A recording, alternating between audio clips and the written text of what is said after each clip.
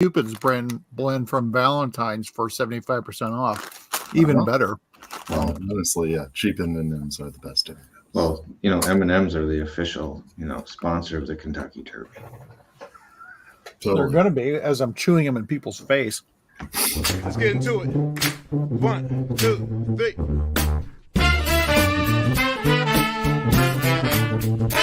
Let's get some more.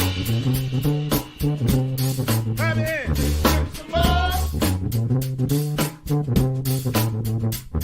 Just get some more.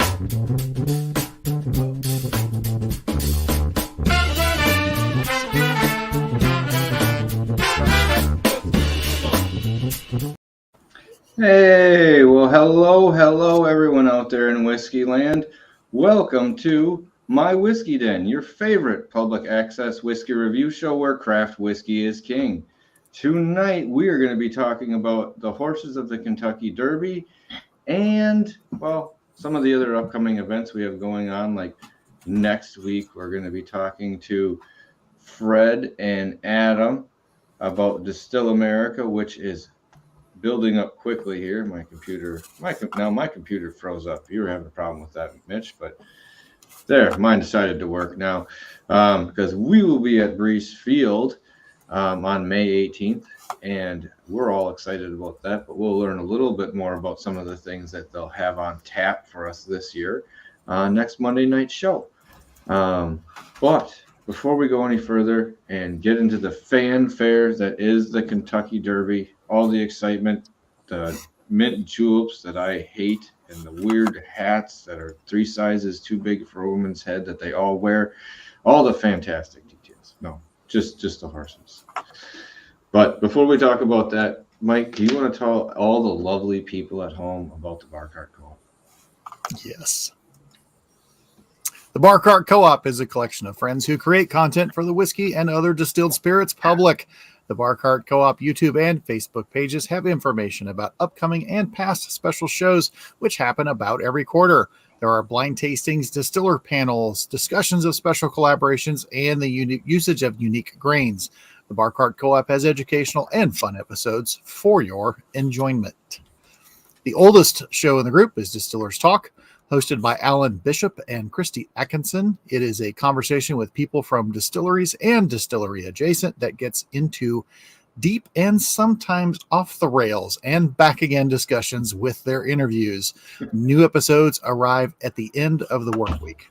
And if you do not think that that is nerdy enough, please check out One Piece at a Time Distilling Institute. This is the show where Alan Bishop answers any questions about distilling and puts them to the test. It could be individual grains, entire mash bills, equipment, and methodology. New episodes come out randomly, so subscribe to that. And then we have the silkiest voice on the internet, Bourbon Turntable, where they mix the love of music with the love of whiskey. They have conversations with musicians, writers, distillery folks, and common folks like us about music and whiskey. It releases every Wednesday on all your platforms, including YouTube.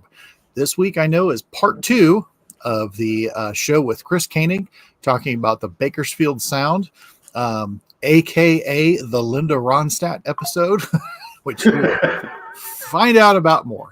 Her name was said, you know how it was said this, I might have said this last week. No, but you know how you say, you can talk about, oh, I need shoes, and then ads start pumping up about you need shoes on your mobile phone. Linda Ronstadt was said so many times that Linda Ronstadt started appearing in somebody's feed. So, check that out. Then we have If You Have Ghosts, You Have Everything, which is a show about the spirits and paranormal among us, as well as the unexplained and the spiritual. Subscribe on Spotify to get the 3 previous seasons and the 4th one, which is currently going. And last but certainly not least, we have the Whiskey Ring podcast with our friend David Levine. David likes to talk with people in the industry and adjacent who he finds very interesting. From the unknown to the known guests, David gets into the weeds with them. David does all the things that we won't, like barrel picks. All right. Well, thank you, Mike, for that. And with the upcoming event on May 4th, the Kentucky Derby is always a massively exciting thing. I have a quick question because I know a few years ago that they moved the time frame. How did you guys feel about the shift of the time frame of the Derby? Because it was more in the afternoon, and now it's more of like an evening event where it's closer to, I think, like 5:30, 6 o'clock, 6:30 your time, Mitch. Or do you just not care?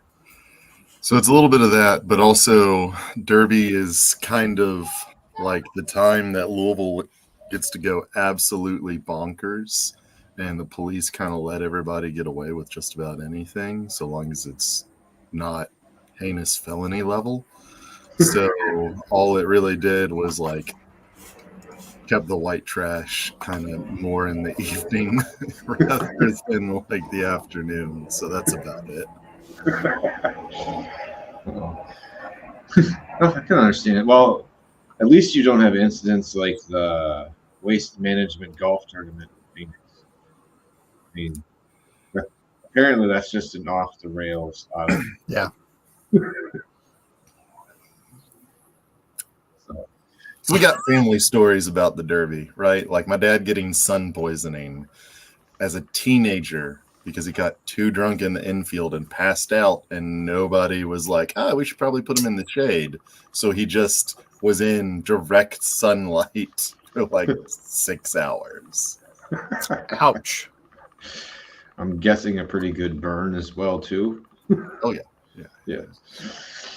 All right. Nice. Well, let's spin back to the 150th Kentucky Derby here. It should be even more exciting, Mitch. This should rain into the evening because of this number. I always like big numbers of events where it's 100 years, a centennial, or when you get to big numbers. Excuse me. But let's talk about some of the horses and maybe a little bit of whiskey pairing with a couple of them that we may think have an opportunity in this. Mike was awesome enough to get one of the most updated lists that we have available to us at this moment. So there may be some changes from some of the lists that you have looked at in the past, but I think it's gonna be pretty exciting. I have one or two here in the list that I think might have a sleeper shot. That's what I'm going with. You want me to go down the list and just a couple points on each one, and then we could go back? Yeah, that's fair. We can branch off and go back to them. All right, because we had this one the other day, which is the last one. Then there's some movement around here, which is going to happen. And as I told Pat earlier, there's probably by the end of tonight or tomorrow we could have another change on here. Exactly. The one Mugatu. I'm sorry, I was really hoping for that one. And there's still a chance. Yeah. So we're so hot right now. Yeah. I forget how many horses on average scratch, but it's like 5 or something like that per race. So there's a very good chance they'll get in there. So, I'm moving this because I'm going to talk, and that way fine. Mitch doesn't get to hide. There's no hiding, Mitch. But instead of going by odds, I'll go by from the position. So Which is interesting. It is important because where you're starting is a big deal. Exactly. Fierceness, which I did like fierceness, but no one's won from 17 before. So that's a long way to come down. Like we'll talk about it when we get there. Yeah, we'll see. But just a couple of things which I guess I should have put it on this list, but I think it is important as far as where their horses came from. We don't have the entire family tree, although that would be fun. But Dornox, the sire for Dornox, Good Magic. Sierra Leone, Gun Runner. The Mystic Dan is Gold Sense, which I was thinking about Gold Member. Catching Freedom, Constitution. Talk about a family theme there. Catalytic was Catalina Cruiser, the Catalina wine mixer. Just Steel, Justify. Honor Marie is Honor Code. Just a Touch, also Justify. Mm-hmm. Nyquist, Encino is Nyquist. TO Password is Capano Ricky. Forever Young is Real Steel. An underrated movie, if you ask me. Track Phantom, Quality Road. West Saratoga, Exaggerator. Endlessly is Oscar Performance. Domestic Product is Practical Joke.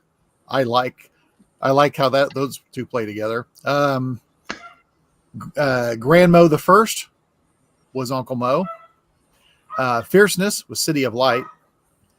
Stronghold was Ghost Zapper. Resilience was Into Mischief. Society Man, Good Magic. Epic Ride, Uncle Mo. And Magatu was Blofeld. I just on the sheer fact of being able to root for Magatu and all what you can say before the race when he's in there is exciting. So let's hope there's a scratch or two that may see him slide up further. Stuff could change.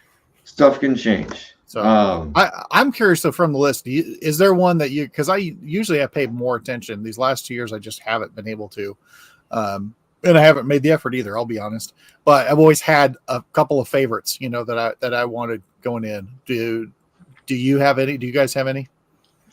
Are we going just by name? Just by, if you look by name, you're like, oh, that's the one I want, just by name. Well, I was gonna say, just by looking at them, things that stood out to me. I don't know. Forever Young, I was just intrigued by. I don't know when that one did. Grand Mo the First. I just kind of, it's different. Not that I really think he was going to win by the odds. I thought Catalytic was kind of funny. I might have gone a different way with that, with the name to play off that. But to be honest, I kind of liked Mystic Dan. Was one that I don't know, Stronghold and Resilience and Society Man just didn't catch it for me. So I think Mystic Dan was one of the ones that was the most exciting for him, besides Forever Young. And yes, I did know that's one we're going to go to about that. When you start looking in further, I'm like, I really like Forever Young. Just he hasn't run in the U.S. yet. So yeah. What about you, Mitch? Based off of this, I don't know. So there's an old joke from what was the movie that Police Files turned into? Naked Gun. Naked Gun, right. Never bet on the white guy. So Sierra Leone looks pretty good based off of that one. But also I think Catching Freedom is absolutely hilarious because it's just like catching freedom. Like I just imagine a bomb, like somebody trying to catch that. But I always bet pink. So let's see here. Pink is 8, 10. I'd have to go back on the other one here. It's 8, just a touch. Yep. Just a touch. So yeah. So personally, I would go just a touch. Hey, it's a strong horse. 3 races, 1 win, 2 seconds. And it's got a jockey that won in 2021 riding it. So yeah, very cool. There's a couple of them stood out for me just because I thought they were interesting. I liked the Freedom one, and I liked it more because I rewatched Team America this weekend. So singing "Freedom Isn't Free" in my head is always a lot of fun. But and some of the other ones, I mean, some of the names are funny, but one that really and truly stood out because of Mr. Kevin Rose and the Bourbon Turntable was Fierceness. Not just because Fierceness has pretty good odds or anything, but Kevin has used that word fierce a lot to describe his band Cold Stairs. And so I kept thinking, I was like, wait a minute, Fierceness? And I started looking up more about Fierceness to see if there's anything about them that would go. It's like, oh, if it's an Indiana horse, if all these other things, of course, it's none of that. But Fierceness has won a lot, does have a good shot at it. It is a long shot to win from that position. But I do like the name. But as you know, some of the ones again, Mugatu. I'm sorry, it's one I was just really because I just think it'd be so funny if it won, and then they'd say Mugatu is so hot right now. Even if he can't, even if he places, that would be enough to put him in the trifecta. Would be enough to screw stuff up. So I'm gonna go over. There were a couple of them on here. Obviously, a couple of the bigger horses, and I'm just gonna go over a couple of them. One right on the rail was 20-1 was Dronic, so doesn't seem very exciting.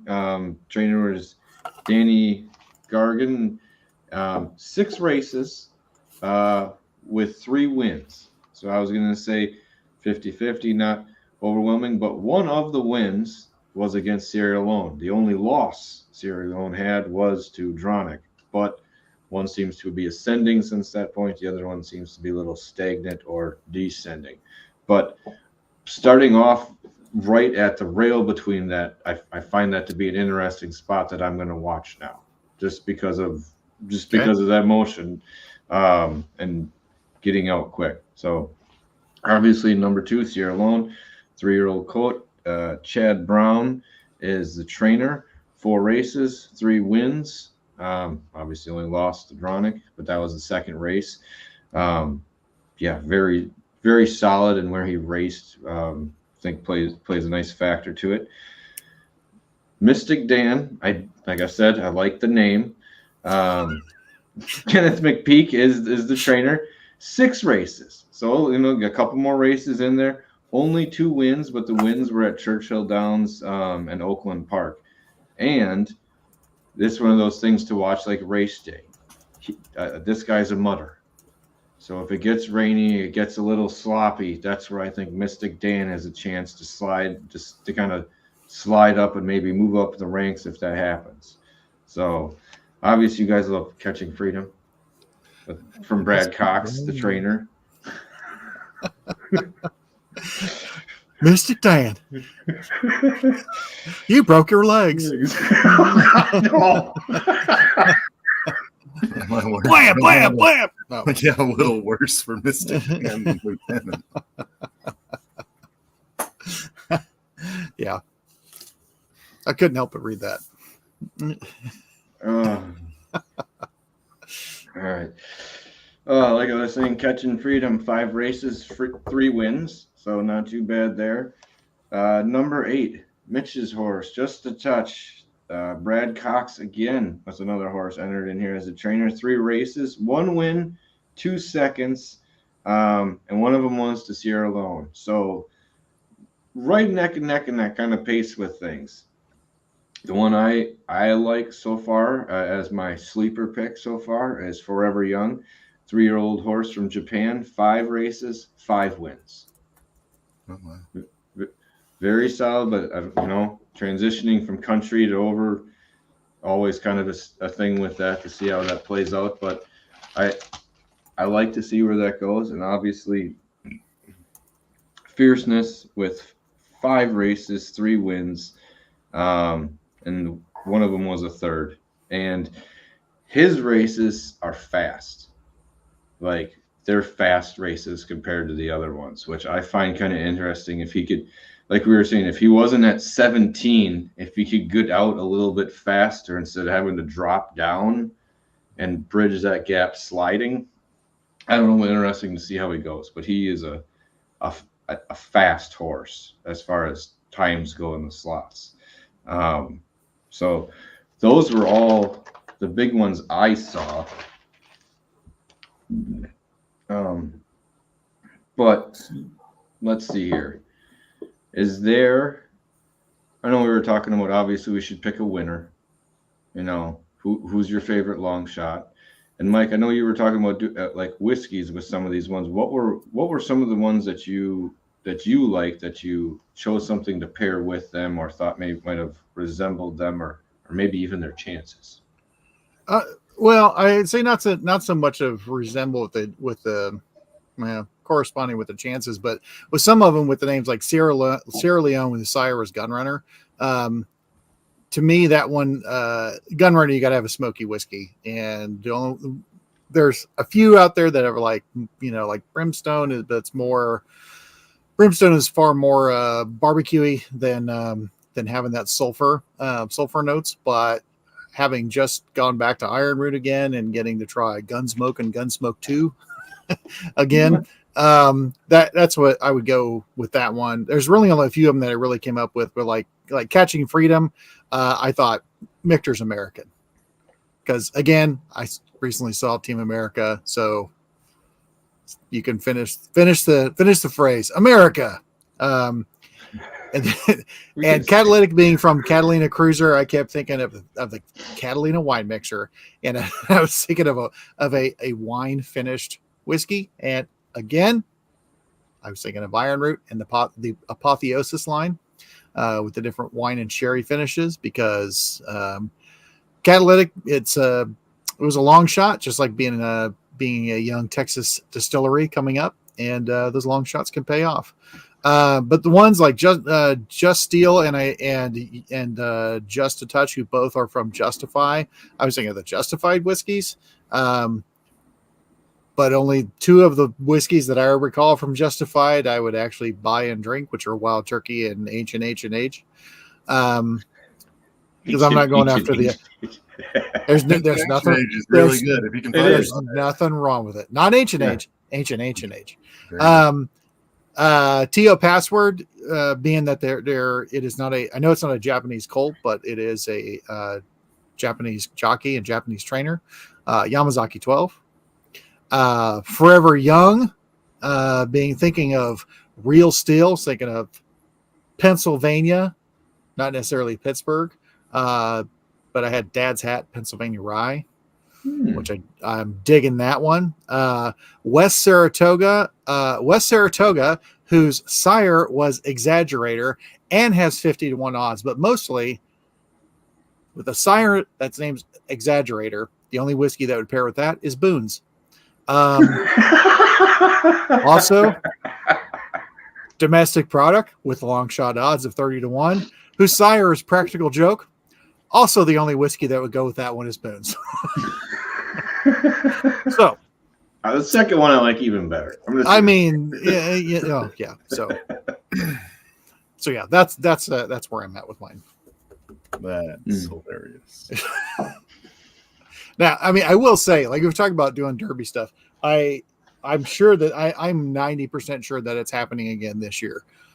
But watch the social media account for Golden Beaver Distillery and watch what they do for Derby Day. Because it was so well done. They have to lean into the name. They lean into all that stuff. I do hope that they're doing it again, because you get to pick. There's races. That's the best way to put that. There are races. It's you not race animal your races. You race your steed. Yes. You race down your a track. Your ride. Yes. Your ride. Yes. Yeah. We will leave that at that. I almost feel like there should be like live updates, like the turtle races. I feel like this could become something of its own beast. Yeah. I just want to go there for it. I think that'd be hilarious to see everyone in their big hats dressed up in their Derby finest, and that's what they're racing. I think is funny. The question is do they bring their steeds? They can, and there is sterilization areas for the steeds. Yes. For all steeds, I believe. Yes, all. Yeah. They're very clean there. That's for the best. You got to have a clean steed. Yeah. So, me with the whiskey with a couple of these, just the Forever Young Mihadikyo for me just is one that kind of stands out and has been really solid in my Japanese experience. I really every time I go back to with some other stuff, it seems to be the one that I gravitate towards. So with the 5-1 winning odds, I'm gonna lean on that for that one for me.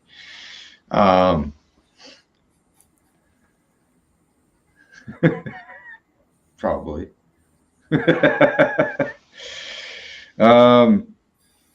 Catching freedom. The freedom claw thing. Just the eagle. The lusty claw. The lusty claw, or had the giant eagle on it. I'm sorry. That's all I saw when I thought of that, was just a ridiculous over boastful version of that, or exemplification of it. I didn't have one for Mystic Dan, but every time I just think of it, I feel like it should be something from like Louisiana, but it doesn't. The distilleries down there don't fit quite right for how that's supposed to go. Also sounds like a cheap musician or cheap magician. He's the one that Mystic Dan playing at Pigeon Forge later this week. Yeah. No, I can't go to Pigeon Forge anymore. Great call out. Well, I don't know. Mitch, what whiskey you got? So I chose some. For me, Sierra Leone, because it's insane odds and foreign country. I said Blanton's, since it is more popular overseas and kind of overrated.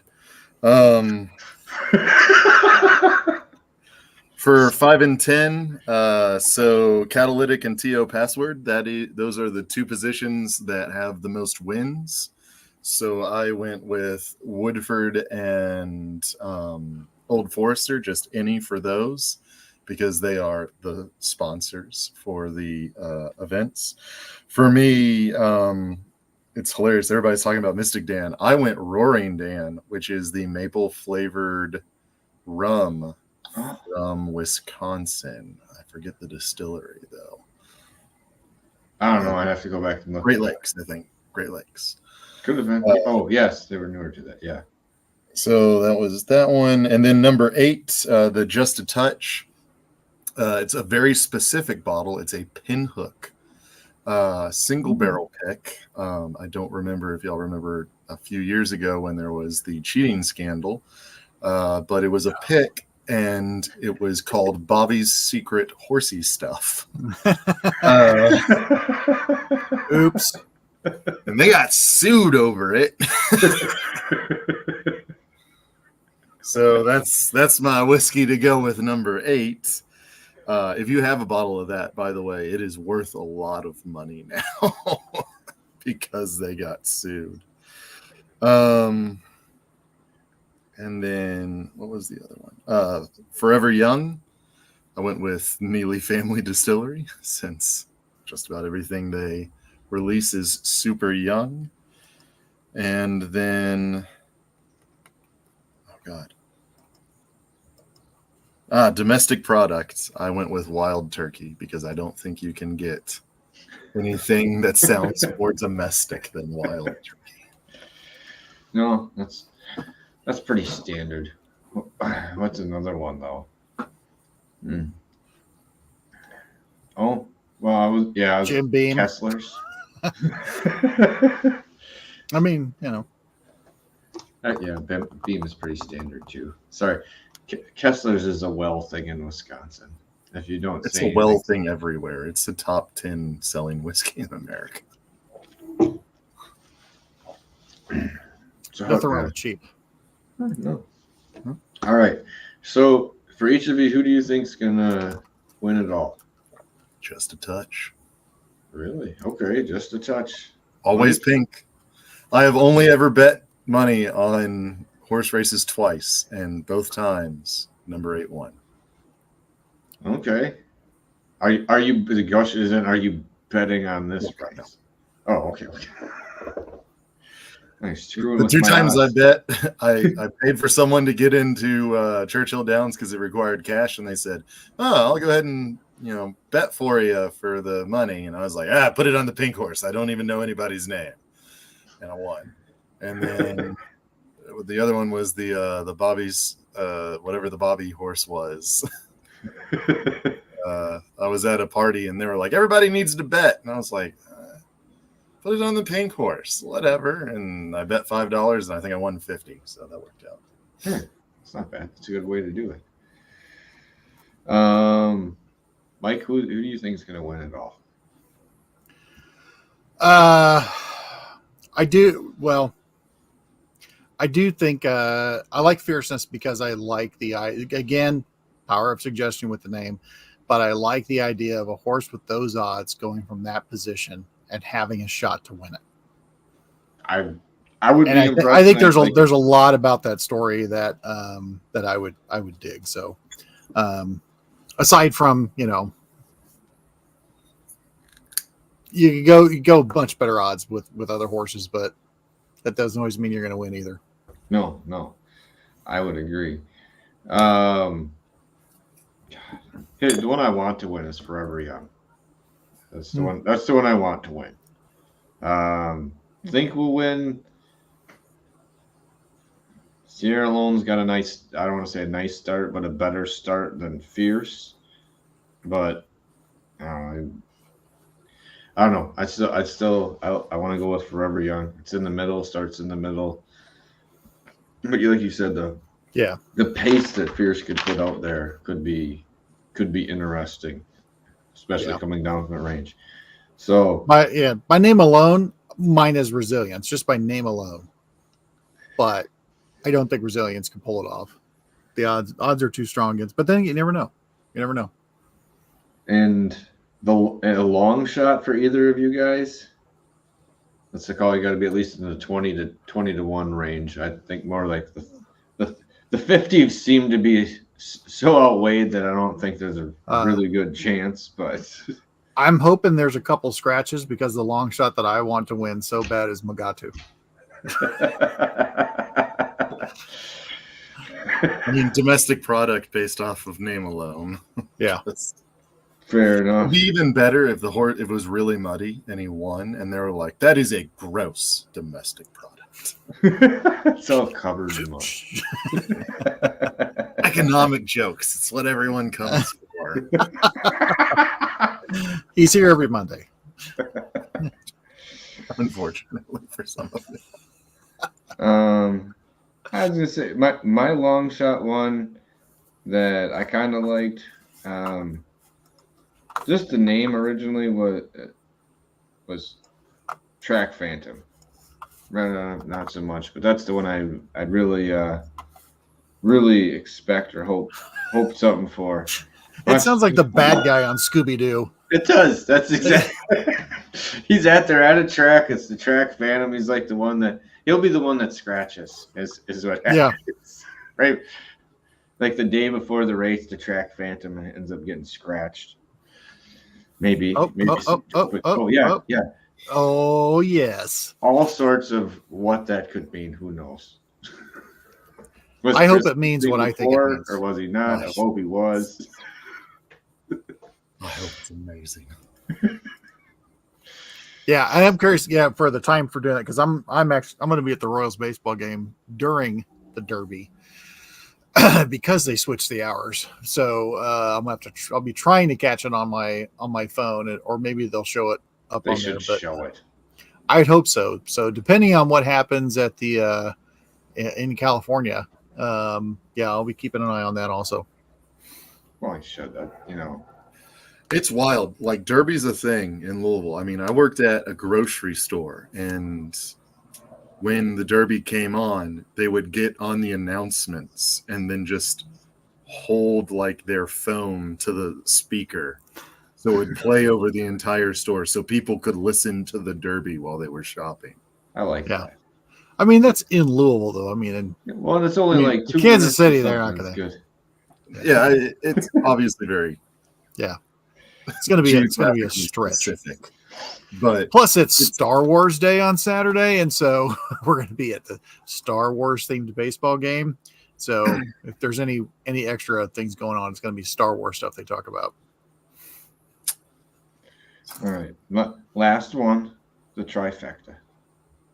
What do you think the top 3? Any order? It's not like I'm saying you gotta pick first, but I'll go with mine just because I know it. Forever Young, Sierra Leone, and Fierce. And it leans heavier more towards the rated side, but I think that's where the race is going to be between those three. Unless it rains, then I get to yell for Mystic Dan. And like Mike said, let's all pray to God we can root for Mugatu because he is so hot right now. Yeah, I think we should start lobbying the Derby to get him in. Yeah, it doesn't work that way, Patrick. Yeah, probably my dream, not well, at least for this so far list trifecta, I would say fierceness with resilience and Mugatu.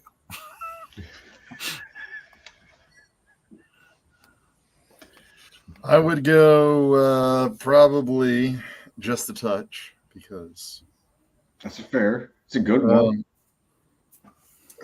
And then, man, probably, I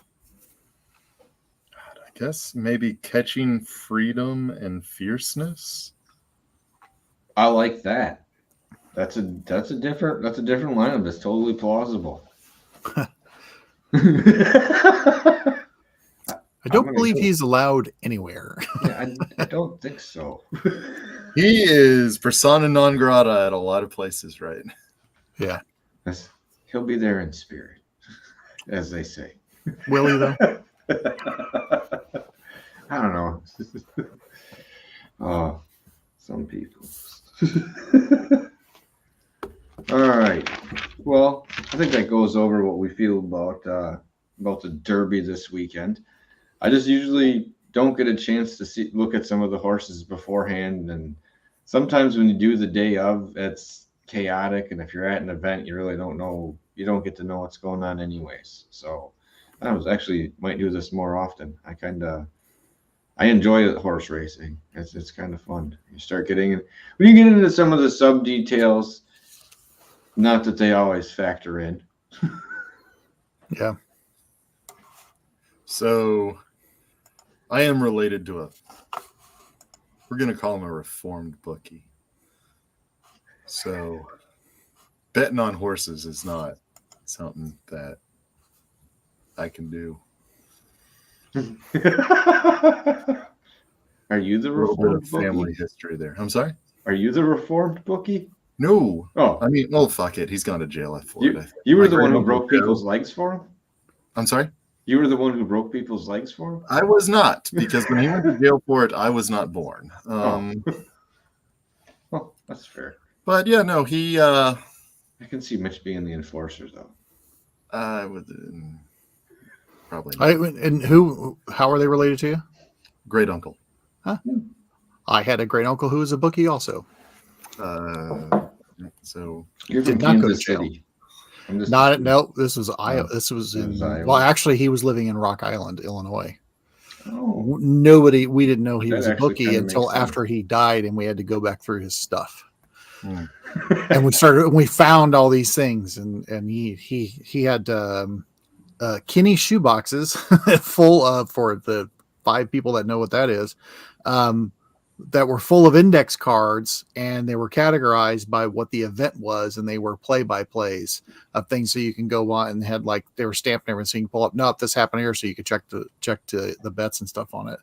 And my grandma had thrown all that out, but I mean, he had World Series games going way back in shoe boxes.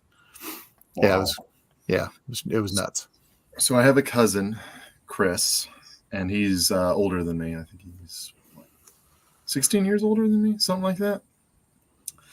So he grew up a little more with my great uncle than I did. And growing up, my great uncle had a phone that no one was allowed to answer but him.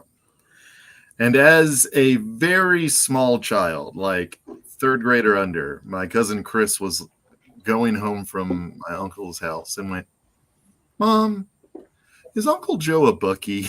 And my aunt was like, "How do you even know what that word is?" Also, yes, but how do you know what that is? Because it was kind of a cool job for a while.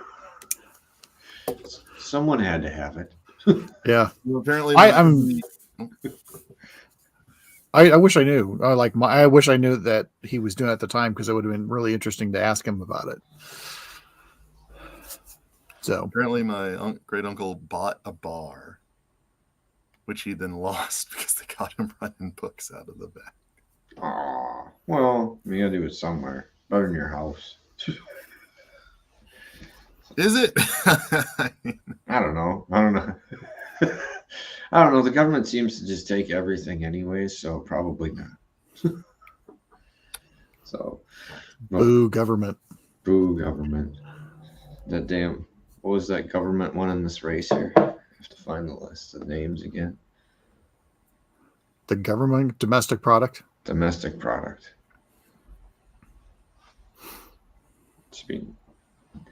Or catching freedom. You think you name a horse Team America? You think it's possible? God, I wish. They're half weird anyways, right? Some of these don't even make sense sometimes. And it's like you get a chance to name a horse, it's like that's what you came up with. Yeah. No, maybe there's a list of horse names and you're not supposed to go over them because there's like lineage stuff, but I doubt it. Yeah. I'm sure you can be. Secretariat the Third. Secretary. That's a lot to live up to, though. Oh, yeah, wow. To name that. I mean, that'd be like naming your kid, you're Michael Jordan, and it's like, no, you are Michael Jordan Jr. What is it? George Foreman? All of his sons are all of them. George Foreman? Even his daughters. Yeah.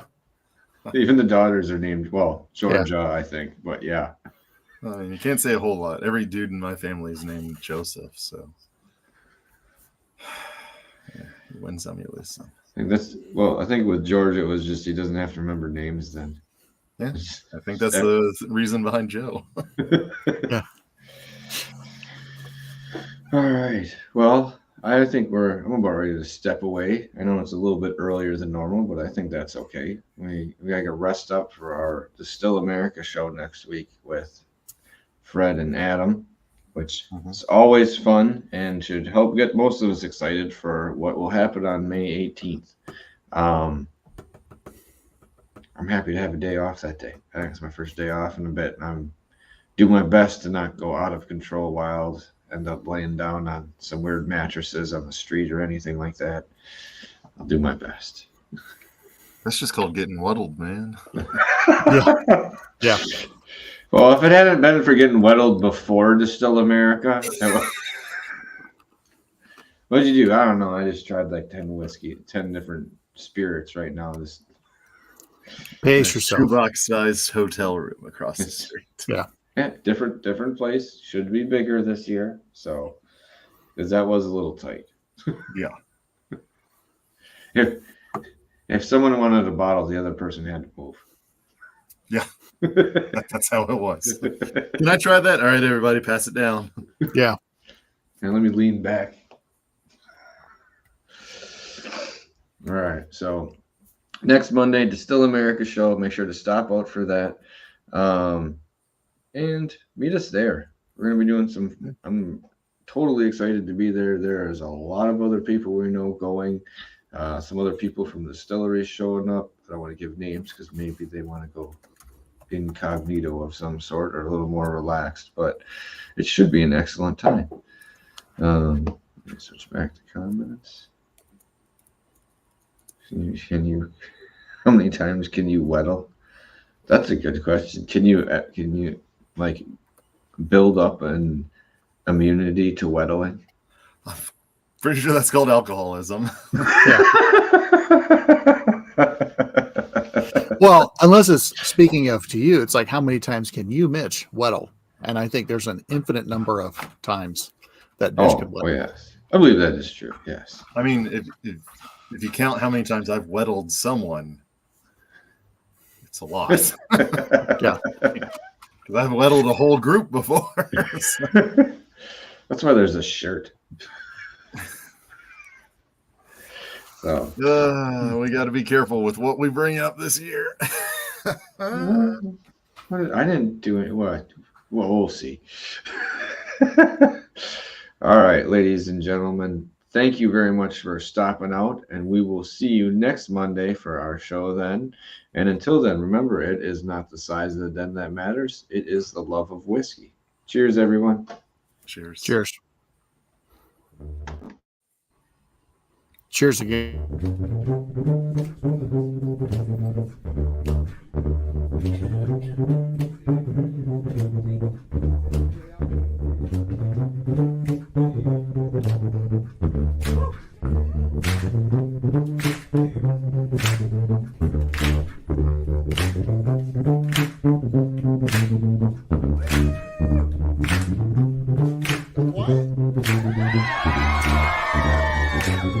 What?